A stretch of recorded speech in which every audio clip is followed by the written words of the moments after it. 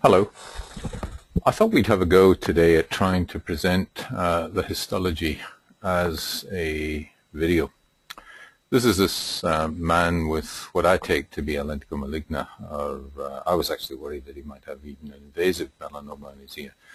Now it's been reported as dysplastic lentiginous nevus. So I thought we'd have a little look at the slides and I'll try and point out the various features. Now, this view here, this structures that you're seeing here is solar elastosis. This is the epidermis. This is nice orthokeratosis here. So you're looking to see what's happening at the dermo-epidermal junction. Now, at this level, it's a little bit difficult to see. You can see that there seem to be increased pigmentation at the base of these reti ridges here. Let's just go on a little bit more and we'll see. And you can also see some others at the base along here as well. Here you're starting to see some nests, and as we go along to the end of the specimen you can see increased pigmentation all along here. Looks like more nests in this area here. There's a nice big nest here. There's another couple of nests there, and then we get right to the edge of the shaved specimen.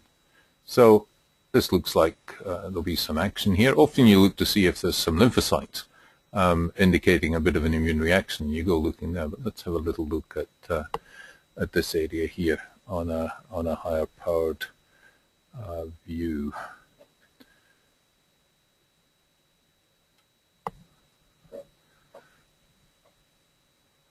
Bear with me. Okay. So here are these nests that we were looking at. And if we're thinking it's a lentigo maligna, we're expecting to see mainly a lentiginous proliferation. We're going to see some nests. You can see the dark pigment that's within these nests here. Here's nests again at the base, mainly of the reti ridges. There are some abnormal melanocytes out here as well. Let's just go along the basement membrane here and just see what we can see.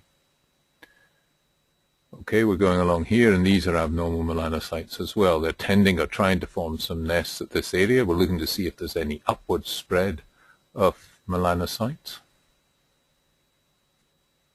Again, increased pigmentation, but this is often, I think, pigment in keratinocytes themselves. We're going along the basement membrane here, trying to form little nests, I think. Let's see where we go. Again, we're looking to see if we can get any upward spread. This is melanin in keratinocytes. I think it's part of the darkening that we're in fact seeing in this patient. We're going along here. We're really wanting to see if we can see if there's a hair follicle and see if there's any spread of this going down. There's certainly a lot of attempted nesting here as well. Perhaps more of nesting than there actually is of single abnormal melanocytes. We'll just quietly work our way along. A little bit of thinning of the epidermis here. We must come to a follicle at some stage, I would hope. So the question is there enough atypical melanocytes there to call this a lentigo maligna? Because it was sent to him as a lentigo maligna.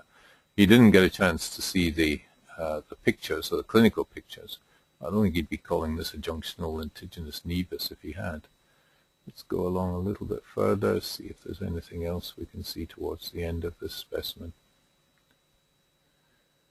I can see why he's saying a nevus, because of these nests that are here. There's perhaps a bit more nesting than you'd expect in lentigo maligna, but and not enough of the lentiginous spread that you'd expect to see along the basement membrane. I think this is a bit of melanin deeper in the dermis here, perhaps some melanophages.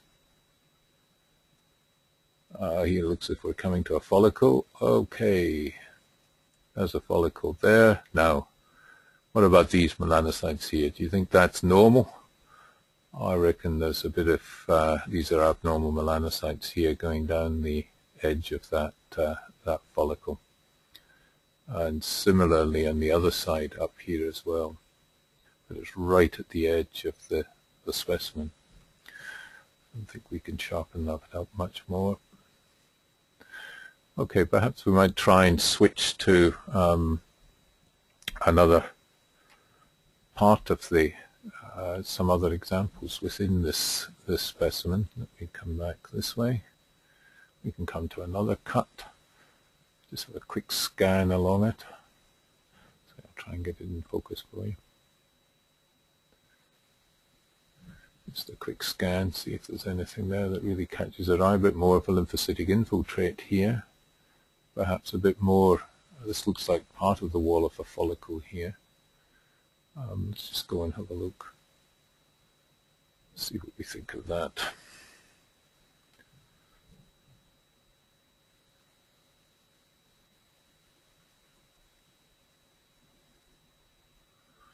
Again, a lot more lymphocytes here, part of a lymphocytic reaction. I think there's a lot more abnormal melanocytes in this area here. Bit of parakeratosis up here in this bit. Let's just go and look at some other cuts that may be here.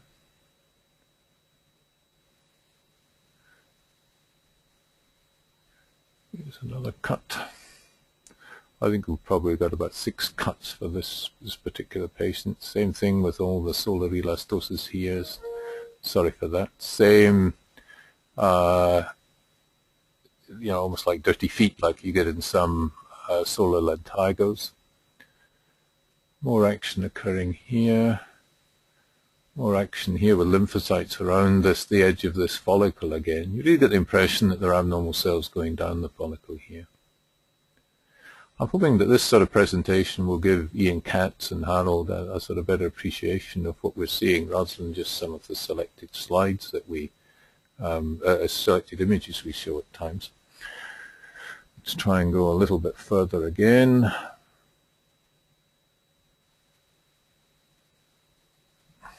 See what else we have. There's another piece.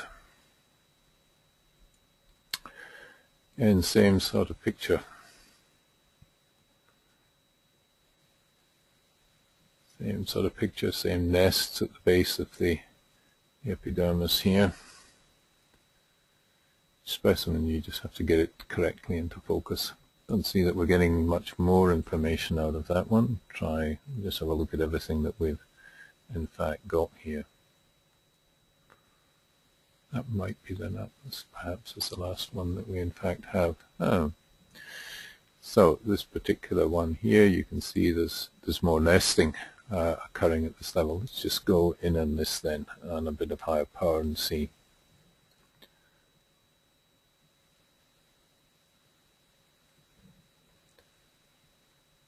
Okay, so you can see the nests that have occurred here. These are more spindly shaped melanocytes, or maybe the way they've been cut. Again, a lot more abnormal melanocytes here, greater increased tendency to nesting along here, just small little nests. We'll go back a bit. Not so much obviously going down the edges of that particular follicle.